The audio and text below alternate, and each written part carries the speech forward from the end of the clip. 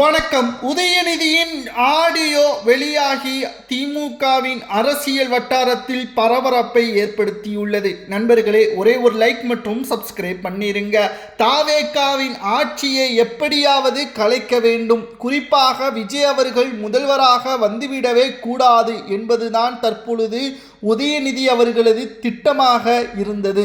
இதனால் எதிரியாக இருந்த அதிமுகவுடன் கைகோர்க்க உதயநிதி அவர்கள் முதலில் அவர்தான் அந்த ஆரம்ப புள்ளியை தொடங்கி வைத்தார். இதனால் திமுகவின் மூத்த நிர்வாகிகள், மூத்த மாஜி அமைச்சர்கள் அதிர்ச்சிக்கு உள்ளானார்கள். இதை மக்கள் ஏற்றுக்கொள்ள மாட்டார்கள் என்பதையும் தெரிவித்தார்கள். ஆனால் உதயநிதி அவர்கள் எதிர்க்கட்சியாக என்னால் இருக்க முடியாது, ஏனென்றால் தாவேகா ஆட்சியை அமைக்கக்கூடிய நிகழ்வு உருவாகினால் அடுத்த எம்ஜிஆராக தொடர்ச்சியாக விஜய்தான் முதல்வர் என்பதை மக்கள் உறுதி செய்து விடுவார்கள். நிச்சயம் அது நடந்துவிடக்கூடாது. அதற்கு எதிரியாக இருக்கக்கூடிய அதிமுகவே தலைமை பொறுப்பை ஏற்கட்டும், மக்கள் நிச்சயமாக நம்மளை நம்புவார்கள், ஏற்றுக்கொள்வார்கள் என்பதை உதயநிதி அவர்கள் திமுகவின் மூத்த நிர்வாகிகளை சமாதானப்படுத்திவிட்டார். எடப்பாடி பழனிசாமியிடமும் பேச்சுவார்த்தை தொடங்கிவிட்டது. அவரும் சம்மதம் தெரிவிக்கக்கூடிய வகையில்தான் பேசினார்.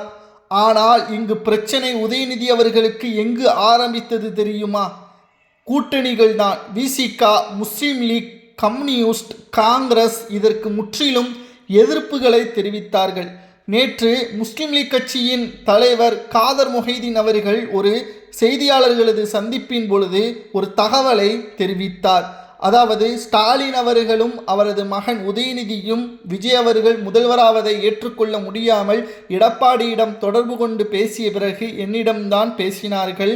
கூட்டணி வைக்க நாங்கள் நிச்சயமாக விரும்புகிறோம், முதல்வராக எடப்பாடியே இருக்கட்டும் என்பதை திமுக ஒரு மனதாக முடிவெடுத்து விட்டது. கூட்டணிகளான நீங்கள் என்ன சொல்கிறீர்கள் என்பதை எங்களிடம் கேட்டார்கள். நாங்கள் அதற்கு ஒரே வார்த்தையில் முடித்துவிட்டோம். மக்கள் பாஜக வேண்டாம், அதிமுக வேண்டாம் என்பதற்காகத்தான் நமது கூட்டணிக்கு ஆதரவுகளை கொடுத்தார்கள். நாம் நம்முடைய சுயநலத்திற்காக அதிமுகவிற்கு ஆதரவுகளை கொடுக்குமேயானால் புதியவர்களுக்கு வாய்ப்பளிக்காமல் இவர்களே மாறி மாறி ஆட்சி அமைப்பதற்கான காரணம் என்ன, அதற்கு பின்னணியில் என்ன இருக்கிறது என்பதை மக்கள் நிச்சயம் நம்மளை ஏற்றுக்கொள்ள மாட்டார்கள். மக்களின் தீர்ப்பை நாம் நிச்சயமாக ஏற்றுக்கொண்டு விஜயை முதல்வராக நாம் பொறுப்பேற்க வைக்க வேண்டும் என்பதை நான் தெரிவித்து விட்டேன் என்பதை முஸ்லிம் லீக் கட்சியின் தலைவர் காதர் மொஹிதீன் அவர்கள் பேசியது தற்பொழுது வைரலாக பரவி வருகிறது. உதயநிதி அவர்களும் ஸ்டாலின் பேசியதற்கு பிறகு எவ்வளவோ முயற்சி செய்தார் கூட்டணி கட்சிகளிடம். ஆனால் உதயநிதி அவர்கள் கண்ணீர் விட்டு கதறியலும் கூடிய நிகழ்வுகளும் உருவானதாம். ஆனால் கூட்டணி கட்சிகள் இதற்கு வாய்ப்பே கிடையாது, எடப்பாடியை முதல்வராக்க முடியாது, அடுத்த கட்ட பேச்சுவார்த்தை திருமாவளவன் அவர்களை முதல்வராக்க நாம் முயற்சி செய்வோம் என்பதையும் கூட பேசினார்கள். ஆனால் அதற்கும் வாய்ப்பில்லை என்று இருதரப்பினர்களும் முடிவெடுத்து விட்டார்கள். இதனால் உதயநிதி அவர்களுக்கு என்ன மன கவலை தெரியுமா? மக்களது தீர்ப்பை ஏற்றுக்கொள்ள முடியாமல் விஜய் அவர்கள் அடுத்த எம்ஜிஆராக வந்துவிடக்கூடாது என்பதுதான் உதயநிதி அவர்களுக்கு மிகப்பெரிய மனக்கவலை. இப்பேற்பட்ட மனக்கவலை வரக்கூடிய அளவிற்கு உதயநிதி அவர்கள் மக்களுக்கு நல்லது செய்திருந்தால் எதற்காக மக்கள் உங்களை புறக்கணிக்கிறார்கள்? 34 கேபினட் மாஜி அமைச்சர்களை 16 பிரித்து உதயநிதியும் சபரீசனும் கமிஷனாக பெற்றது 5 ஆண்டுகளில் எவ்வளவு தெரியுமா? சுமார் 6500 கோடி வரைக்கும் தமிழ்நாட்டில் மிகப்பெரிய அளவில் மோசடிகள் நடந்திருப்பதாக மின்சாரத்துறையின் அமைச்சர் டி நிர்மல்குமார் அவர்கள் தெரியப்படுத்தியுள்ளார். இது ஒவ்வொரு வருடமும் திமுகவின் வளர்ச்சியே பார்ட்டி ஃபண்டாக டெண்டர் வழங்கக்கூடிய நிறுவனங்களிடம் இருந்து பெறக்கூடிய 20% திமுகவின் மாஜி அமைச்சர்களுக்கும் சென்றதாம். ஏனென்றால் பள்ளியில் இருந்து சாலைகள் வரைக்கும் போடக்கூடிய அனைத்து திட்டங்களுக்கும் திமுக கமிஷனை மட்டும்தான் எதிர்பார்த்ததை தவிர மக்களின் வாழ்வாதாரத்தையோ மக்களின் வளர்ச்சிக்காகவோ திமுக 1% கூட முழு மனதுடன் வேலை செய்யவில்லை.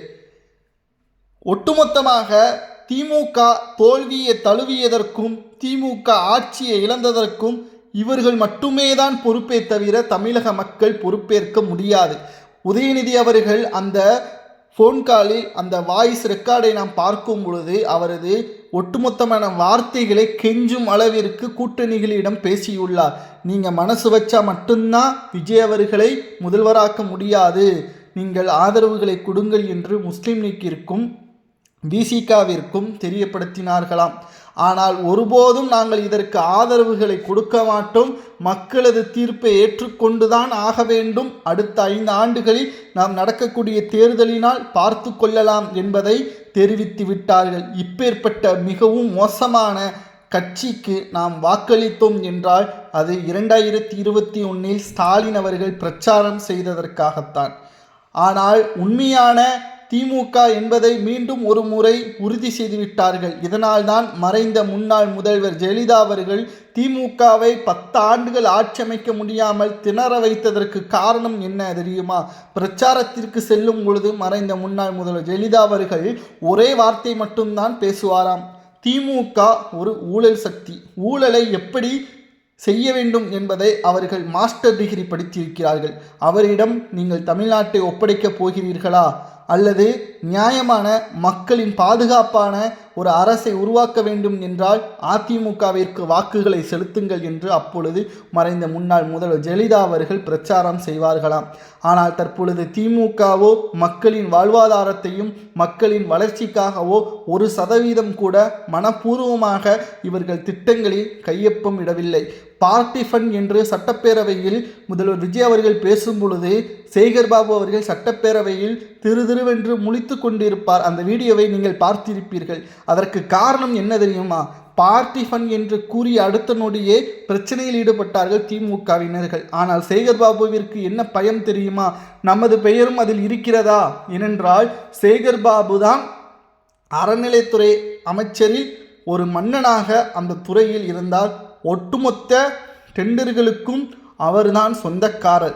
இதனால் சேகர்பாபுவின் பெயர் இருக்கிறதா என்பதை அவர் தேடி தேடி நம்முடைய வார்த்தையே நம்முடைய பெயரை வார்த்தையாக சொல்லிவிடுவார்களோ என்ற ஒரு அச்சத்திலேயே சேகர்பாபு அவர்கள் இருந்தார் என்பதையும் நம்மால் பார்க்க முடிகிறது. சட்டப்பேரவையில் திமுக தோல்வி அடைந்து விட்டது.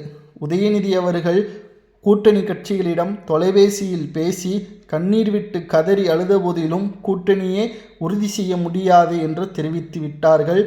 எம்ஜிஆர் போல் விஜய் வந்துவிடக்கூடாது என்று உதயநிதி நினைப்பது சரியா? நிச்சயம் மக்களுக்கு நன்மை செய்தால் மீண்டும் தேர்வு செய்வார்கள். அது யாராக இருந்தாலும் சரி. திமுக அதை செய்யவில்லை, புறக்கணித்து விட்டார்கள் தமிழக மக்கள். தமிழக மக்கள் ஒன்றும் ஏமாளிகள் கிடையாது. இந்தியாவிலேயே மிகவும் புத்திசாலியான மக்கள் என்றால் அது தமிழக மக்கள்தான் என்பதில் எந்த ஒரு மாற்று கருத்தும் கிடையாது.